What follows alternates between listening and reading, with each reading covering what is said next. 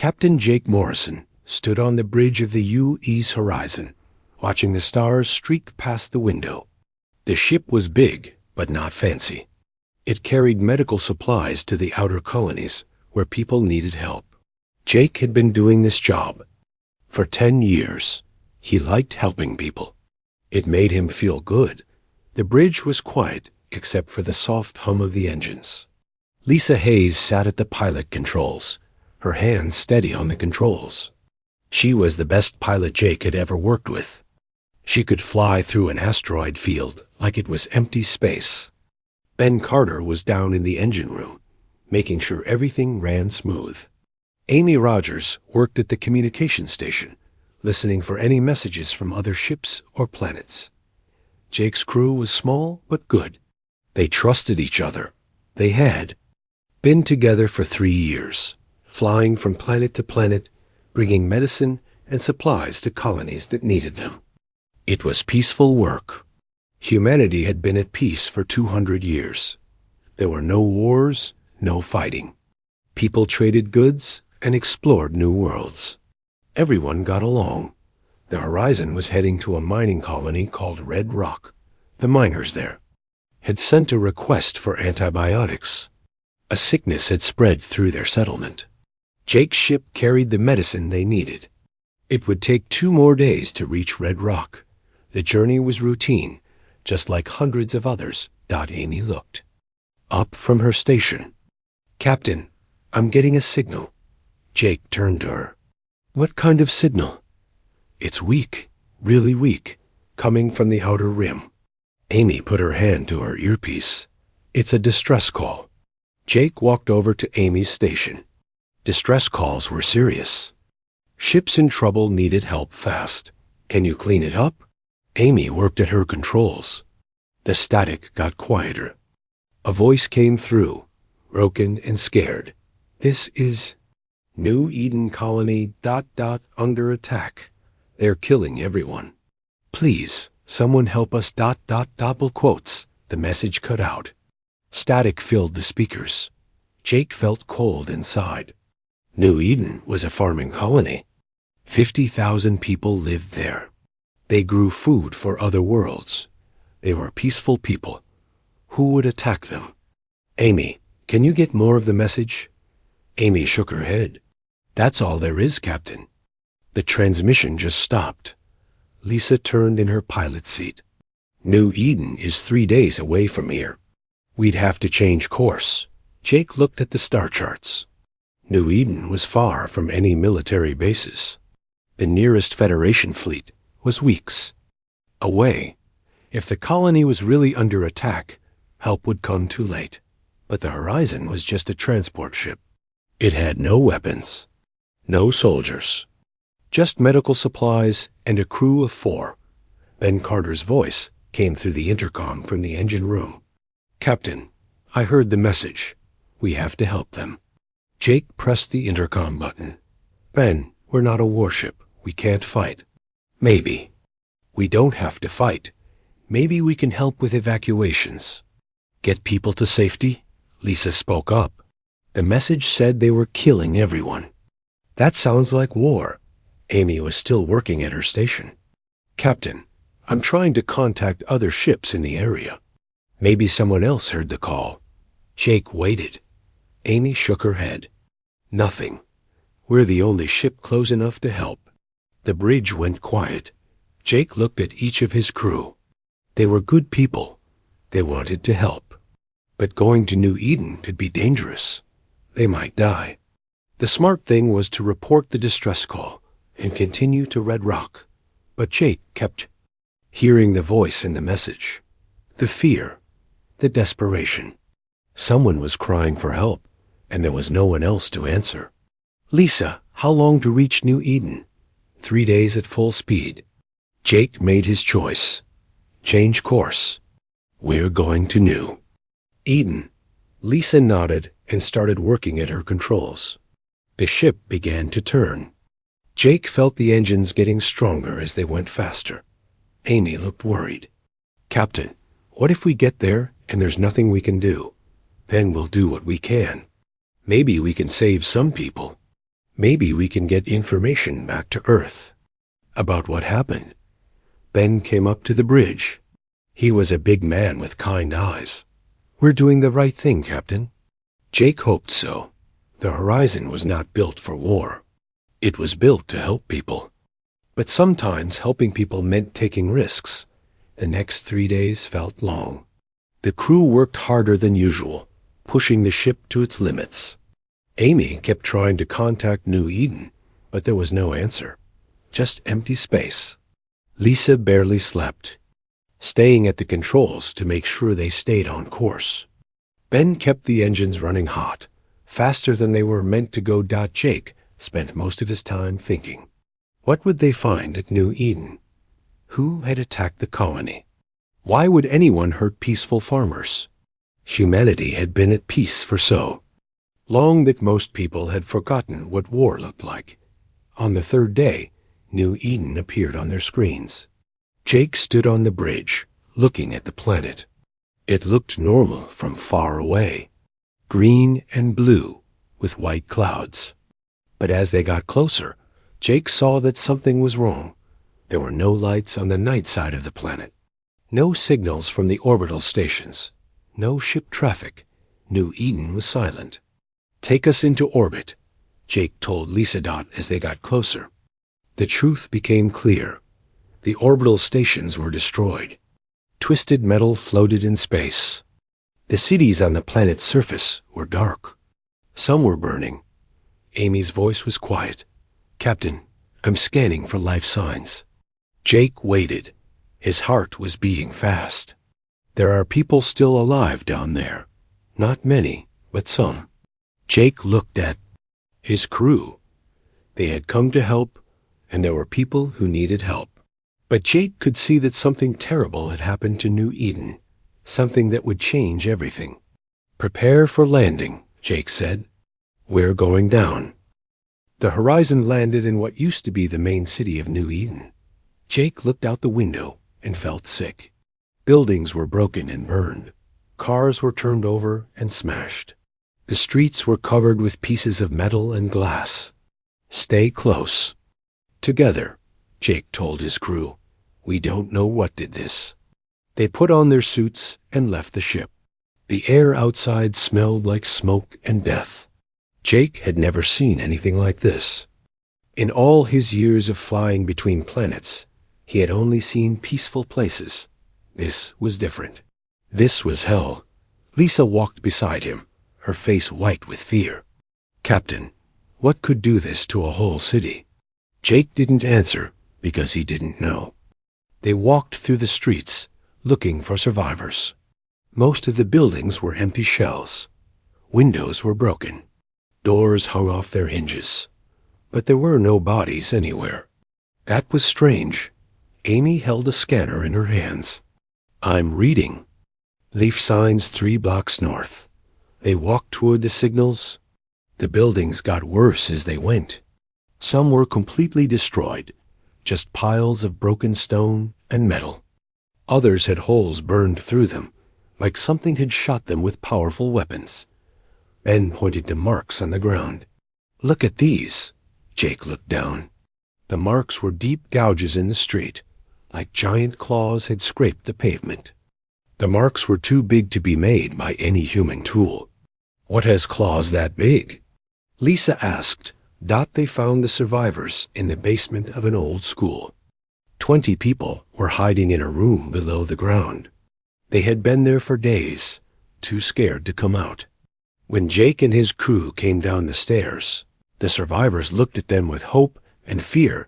An old woman named Kate Williams spoke for the group. Are you here to help us? Yes, Jake said. We got your distress call. What happened here? Kate's eyes filled with tears. They came from the sky, ships we'd never seen before. They landed everywhere and started killing. A man named Steve Murphy stepped forward. He was a doctor, and his clothes were covered in blood. They didn't just kill. They hunted, like we were animals. Jake felt cold. Who are they? We don't know what they call themselves, Kate said. But they're not human. They're tall and thin, with gray skin and claws. They have teeth like knives. A young boy named Danny Parker sat in the corner. He was maybe 10 years old, and he was shaking. They took my mom and dad. Jake knelt down next to the boy. What do you mean? They took them. Danny looked up with scared eyes. They didn't kill them right away. They put them in cages and took them to their ships. Steve, the doctor, spoke again. We saw it happen. They kept some people alive. We think. They were studying us. Studying you for what? Amy asked. To learn how to hurt us more, Kate said. We could hear the screaming from their ships. It went on for hours. Jake felt something burning in his chest. Anger. He had never felt anger like this before. These aliens had come to a peaceful world and hurt innocent people. They had made children watch their parents die.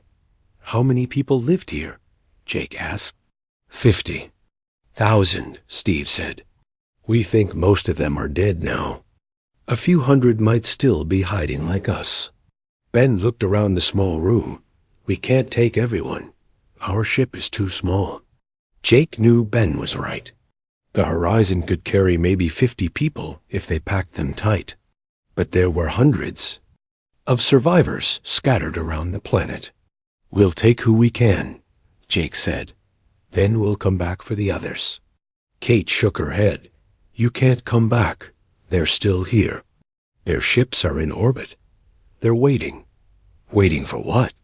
For more of us to come out of hiding. They like to hunt. Jake walked up the stairs to think. His crew followed him. Outside, the city was still burning.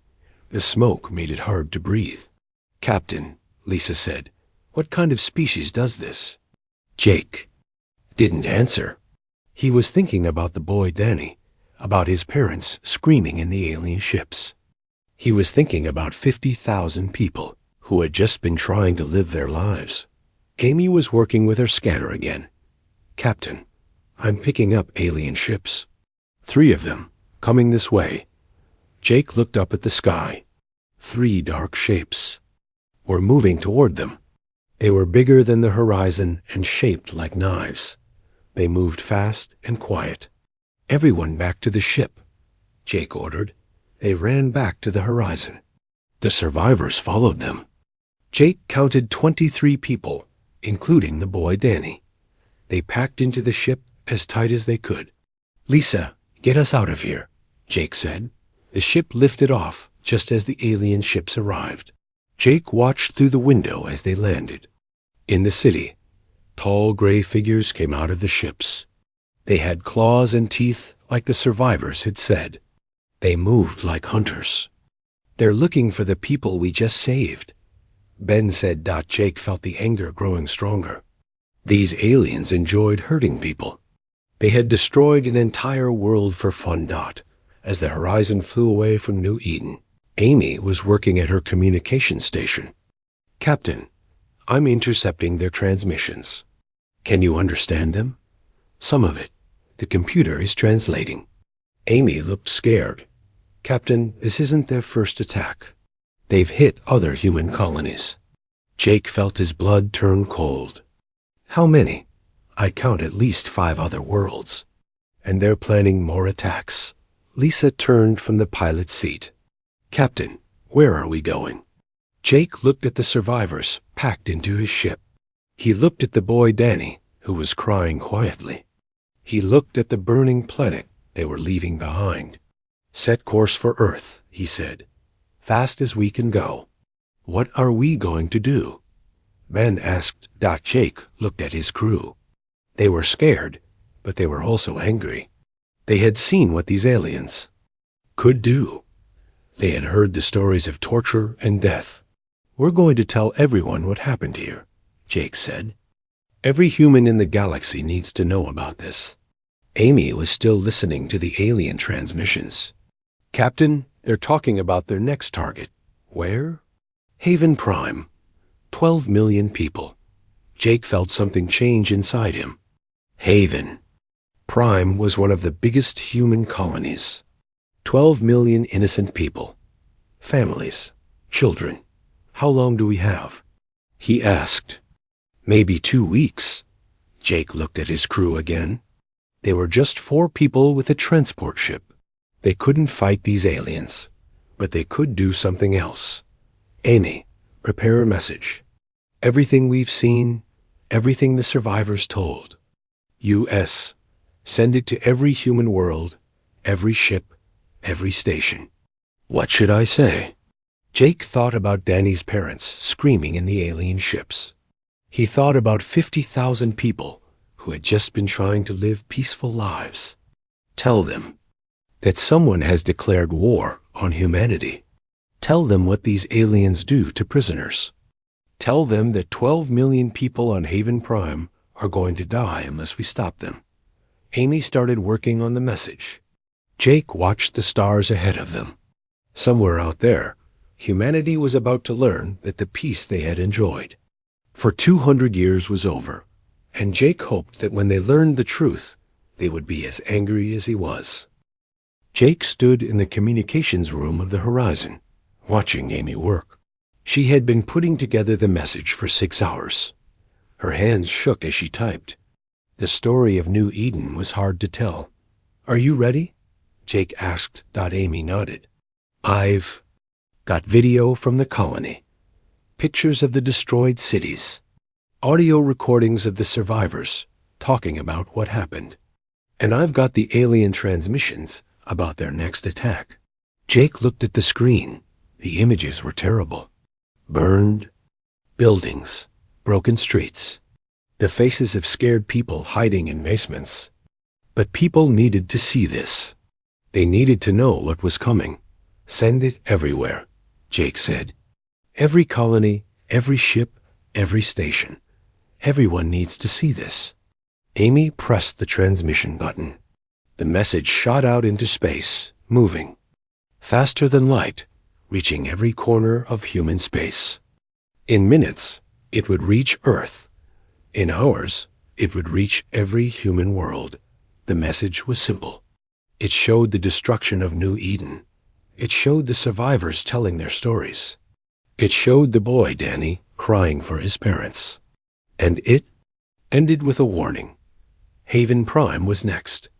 Jake sat down and waited. The response came faster than he expected.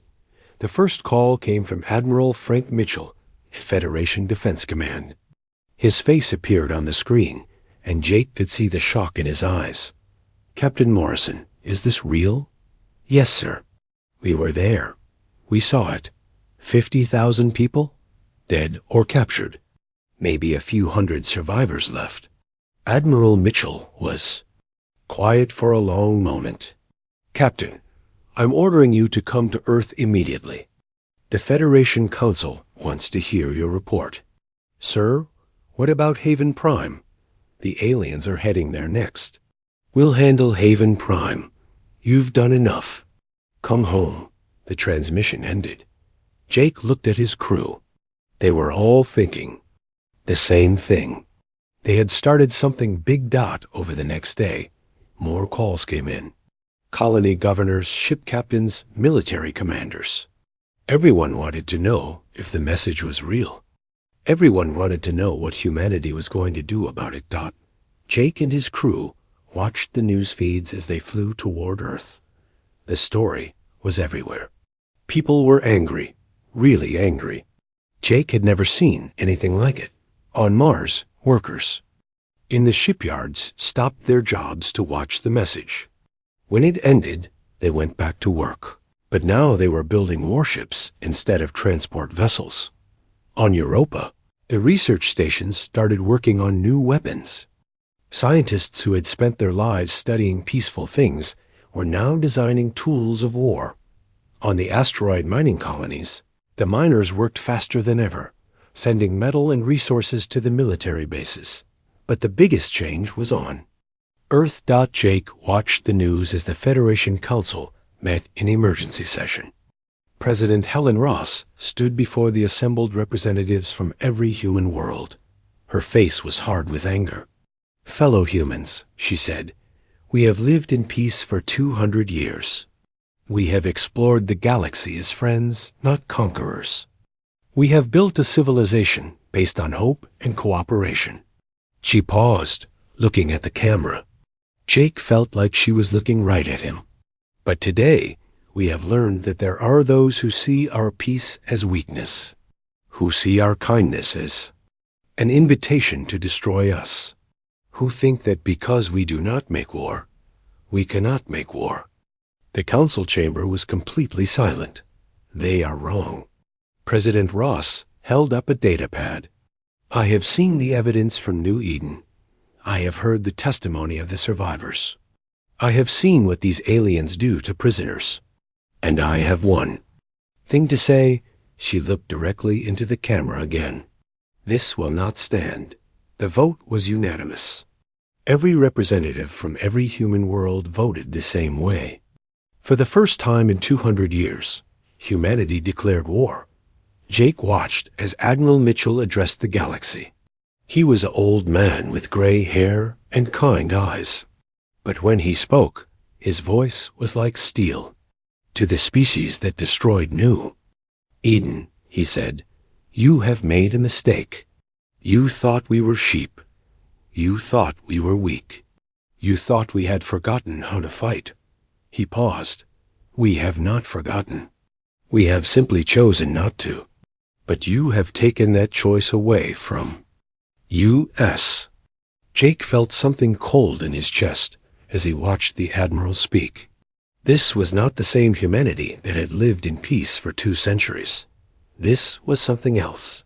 Something that had been sleeping and was now awake. You wanted to see what humanity looks like when we are angry, Admiral Mitchell continued. You will get your wish. But understand this. We do not fight like you. We do not take pleasure in suffering. We do not torture prisoners. We are not like you. The Admiral leaned forward. We are worse. Because when we kill, we do it with purpose. When we destroy, we do it completely. And when we come for you, we will not stop until the job is done. Jake looked at his crew. Lisa was crying. Ben was clenching his fists. Amy was staring at the screen with wide eyes. My God, Amy whispered. What have we done? Jake knew what they had done. They had woken up a sleeping giant. Humanity had been peaceful for so long that everyone had forgotten what they were capable of, but the message from New Eden had reminded them. The response was incredible. Within days, every human world was contributing to the war effort. Ships were being built faster than ever before. Weapons that had been theoretical were suddenly real. Resources poured in from every corner of human space, but the most important change was in the people themselves. Jake could see it in the news. Reports. Humans who had lived their whole lives without violence were now preparing for war. And they were good at it. Really good.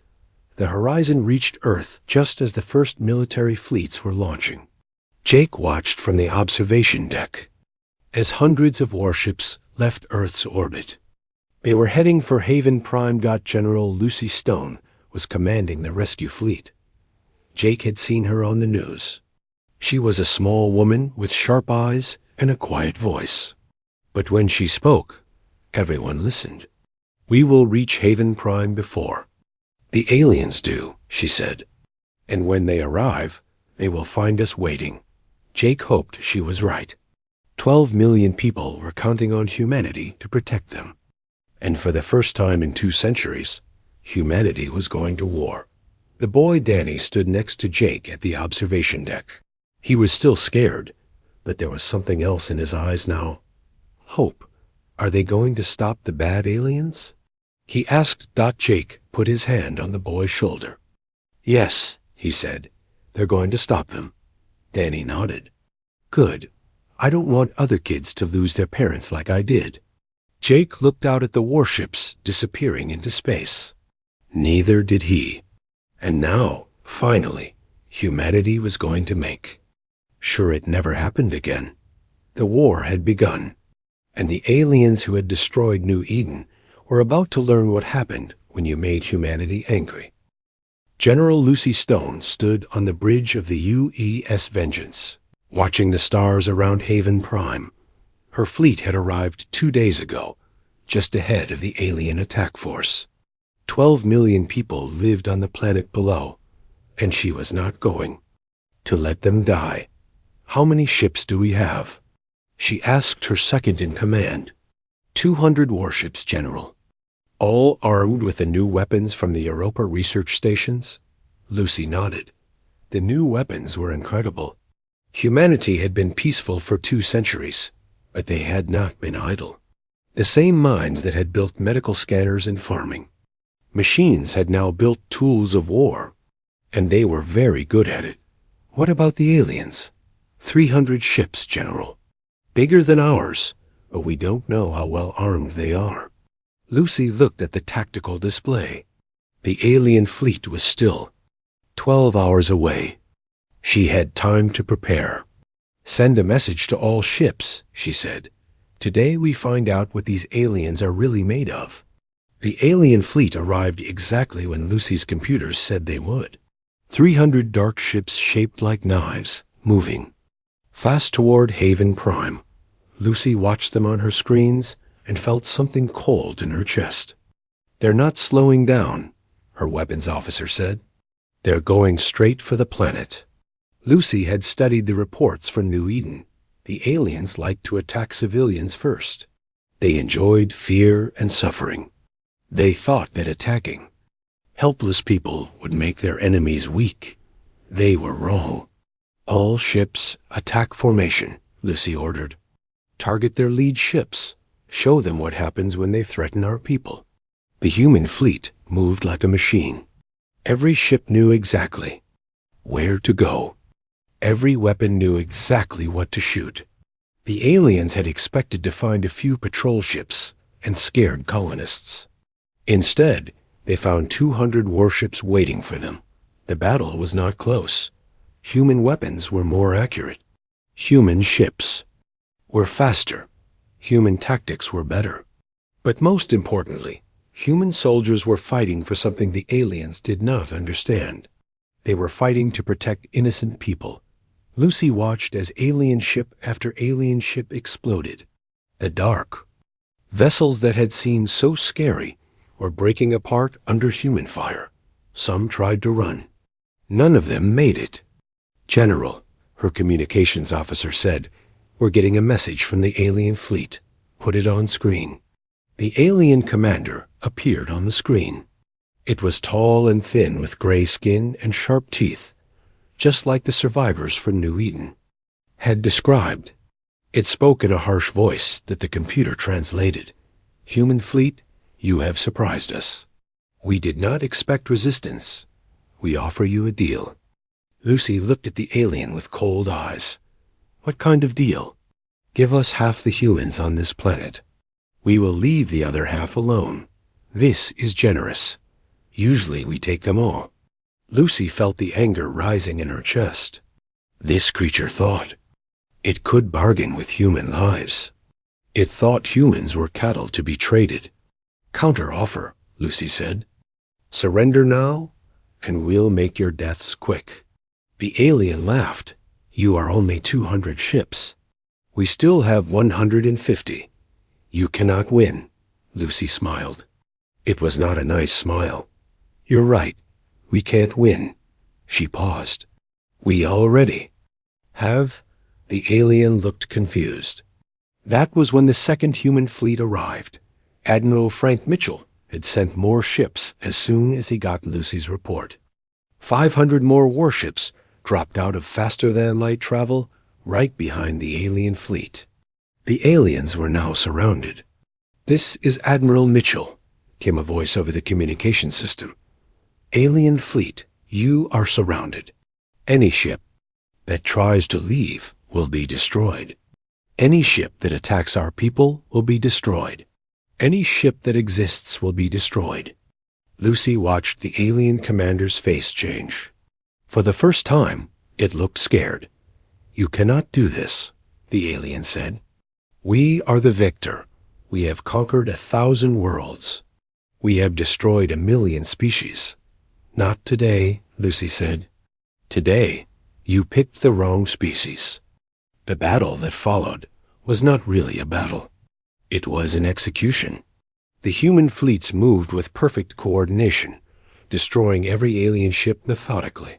The Vector who had enjoyed hunting helpless farmers found themselves being hunted by an enemy that never missed. Lucy watched it all from her command chair.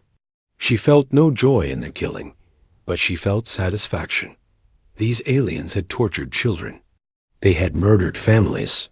They had destroyed entire worlds for fun. Now they were paying for it. General, her tactical officer said, all alien ships destroyed. No survivors, Lucy nodded. Good. Send a message to Haven Prime. Tell them they're safe. But the battle at Haven Prime was just the beginning. All across human space, the military was mobilizing. The peace-loving species that had explored the galaxy for 2 centuries was now showing its true nature. On Mars, the shipyards were working day and night. New warships were being built faster than anyone had thought possible. The UES Retribution, the UES Justice, the UES Fury. Each ship had a name that told the galaxy what humanity was feeling. On Europa, the research stations had unlocked weapons, technology that had been theoretical for decades. Plasma cannons that could cut through any armor, missiles that could track targets across star systems, shields that could stop anything. On Earth, Admiral Mitchell was planning the next phase of the war. He stood in the command center, looking at star charts that showed Victor territory. It was huge, covering dozens of star systems. How many of their worlds are there? He asked his staff. 47 planets, Admiral. All of them military bases or slave worlds. Admiral Mitchell nodded. And their home world? Here, sir. An aide pointed to a system deep in vector space. It's heavily defended. Our estimates say they have over 1,000 ships protecting it. Mitchell looked at the numbers. 1,000 ships was a lot, even for humanity's growing fleet. But he had seen what motivated humans could do. He had seen the fury in their eyes. When they learned about New Eden, how long to build a fleet large enough to attack their home world? 6 months, sir. Maybe less if all the colonies keep contributing resources. Mitchell smiled. They will. Every human in the galaxy has seen what the Vector do to prisoners. Every human knows that this has to end. And it was true. Across human space, people were working harder than ever before. Not because they were ordered to, but because they wanted to. They had seen the images from New Eden. They had heard the stories of torture and death. They knew that somewhere out there, other species were suffering under Vector rule. Jake Morrison was back on the horizon, now carrying supplies to the war fleet. He had been given a medal for his role in warning humanity about the Vector threat, but he did not feel like a hero. He felt like someone who had done what anyone would do. The boy Danny was with him, living on the ship now. His parents were dead, but Jake's crew had become his new family. Danny spent his days helping Ben in the engine room or learning to fly from Lisa. He was healing, slowly. Captain, Danny said one day, are we going to win the war? Jake looked at the boy. He was stronger now, not as scared. But Jake could still see the pain in his eyes. Yes, Jake said, we're going to win. And when we do, what happened to your parents will never happen to anyone else. Danny nodded. Good. I want to help.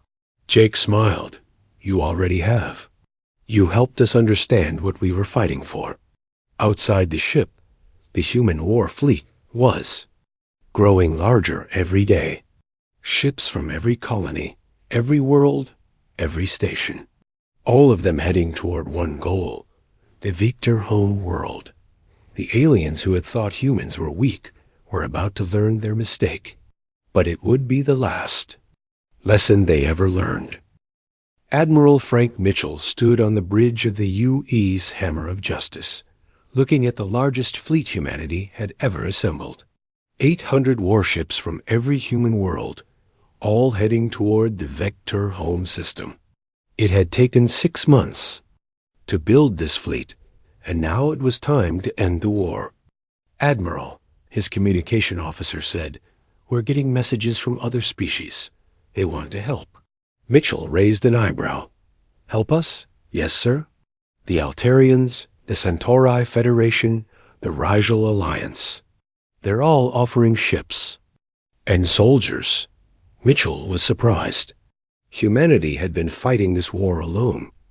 Why would other species want to help now? "Put the Altarian commander on screen." A tall, blue-skinned alien appeared on the display. Mitchell recognized him from diplomatic meetings. Commander Veltar was a respected military leader. "Admiral Mitchell," the alien said, "my government wishes to offer assistance in your war." "Against the Vector." "Why?" Mitchell asked. "This is humanity's fight." Veltar's face grew dark. "No, Admiral. This is everyone's fight. The Vector have been terrorizing the galaxy for centuries. They destroyed my homeworld 50 years ago. They killed my family." Mitchell felt a chill. "How many worlds have they destroyed?" "Thousands, Admiral. Millions of innocent people. But no one could stop them. They were too strong, too cruel. Until now." "What changed?" "You did," Veltar said. "You showed the galaxy that the Vector can be defeated. You showed us that someone is finally willing to fight them to the end." Mitchell looked at his staff. They were all thinking the same thing. Humanity had started this war to protect themselves, but now they were fighting for the entire galaxy. "How? Many ships can you provide?" Mitchell asked. 200, Admiral. And we know the location of every Vector base, every slave world, every hidden fleet." More alien commanders appeared on the screen. Each one had the same story. The Vector had hurt their people. They wanted revenge. And they wanted to help humanity finish what they had started. By the time the human fleet reached the Vector home system, it had grown to over 1,500 ships. Species that had been enemies for centuries were now fighting side by side against a common threat. The Vector homeworld was a dark planet covered in military bases and slave camps. It was surrounded by defense stations and protected by over 1,000 Vector warships. But Mitchell was not worried. He had seen what humans could do when they were angry. "All ships, attack formation," Mitchell ordered. "Target their defense platforms first. We go for the planet." The battle was massive. 1,500 allied ships against 1,000 Vector defenders. But the Vector were fighting for conquest. The humans were fighting for justice. There was a difference. Human weapons were more accurate. Human tactics were better. But most importantly, human soldiers were fighting for something the Vector could not understand. They were fighting to protect innocent people everywhere. Commander Pete Nelson led the ground assault on the Vector home world. His soldiers were not conquerors. They were liberators. Their mission was simple: free the slaves and end the Vector. Threat forever. The Vector fought hard, but they were not prepared for human ground forces. Human soldiers moved like ghosts, striking fast and disappearing. They did not fight with rage or hatred. They fought with cold, professional efficiency. Pete's forces reached the main slave camps within hours. What they found made them sick. Thousands of aliens from dozens of species, all being tortured and experimented on. The Vector had been using them to study pain and suffering. "Get them out," Pete ordered his soldiers. All of them. Every last one. As the human soldiers freed the prisoners, they learned the true horror of Vector rule. The gray-skinned aliens had conquered worlds not for resources or territory, but for the simple pleasure of causing pain. They had turned cruelty into an art form, but that was ending today. The battle for the Vector homeworld lasted 6 hours. When it was over, every Vector military base was destroyed. Every Vector ship was wreckage. Every Vector weapon was scrap metal. Mitchell stood in the command center of the conquered planet, looking at reports from his soldiers. The Vector military was finished. Their government was dead. Their ability to hurt anyone was gone. "Admiral," Pete Nelson reported, "we've freed over 1 million slaves. Beings from dozens of species. Some have been here for decades." Mitchell nodded. "What about the Vector themselves?" "That's the strange part, sir. There aren't many left. Maybe 10,000 on the whole planet. They've been dying out for years." Mitchell was confused. "Dying out?" "Yes, sir. It seems that all their cruelty and violence was making them weak. They couldn't build anything, couldn't create anything. They could only destroy. And eventually, that caught up with them." Mitchell understood. A species that lived only to hurt others could not survive long. They had no art, no culture, no hope. They were already dead inside. Humanity had just finished the job. "Sir," Pete continued, "what do you want us to do with the surviving Vector?" Mitchell thought for a moment. The easy answer was to kill them all. After what they had done to New Eden, to Haven Prime, to millions of innocent people, they deserved to die. But that would make humanity just like them. "Put them in prison," Mitchell said. "They will spend the rest of their lives thinking about what they did." "But we will not become monsters to defeat monsters," Pete nodded. "Yes, sir." "And the freed? Slaves? Help them get home. All of them. Use every ship we have if necessary." As the human fleet prepared to leave the Vector system, Mitchell received a message from Earth. It was from President Helen Ross, and she was smiling. "Admiral, the galaxy is celebrating. Every species, every world, every station. The Vector. Threat is over. You did it." Mitchell shook his head. "We all did it, Madam President. Every human who built a ship, every soldier who fought, every person who refused to give up. We did it together. What's next, Admiral?" Mitchell looked out. "At the stars, we go home. We rebuild. We make sure this never happens again." The journey home took weeks, but it was a different journey than the one that had brought them here. The ships were full of freed slaves going home to worlds they had not seen in years. The soldiers were tired but proud. They had done something good. Jake Morrison was waiting when the fleet returned to Earth. The Horizon was docked at the same station where the boy, Danny, had first seen the warship's launch. Now Danny was older, stronger, and ready to help rebuild the galaxy. "Captain," Danny said, "do you think the war is really over?" Jake looked at the boy. He was almost a man now, scarred by what he had seen, but not broken by it. "The war with the Vector is over, but there will always be people who try to hurt others. When that happens, we'll be ready. We won't let anyone do what they did to New Eden. Never again," Jake said. "That's a promise." Across the galaxy, the freed worlds were rebuilding. The Altarians were going home to worlds they had thought lost forever. The Centauri were reuniting with family members who had been slaves for decades. The Rigel Alliance was free to explore space without fear, and humanity was different too. They were still peaceful, still explorers and traders. But now everyone knew what they were capable when pushed too far.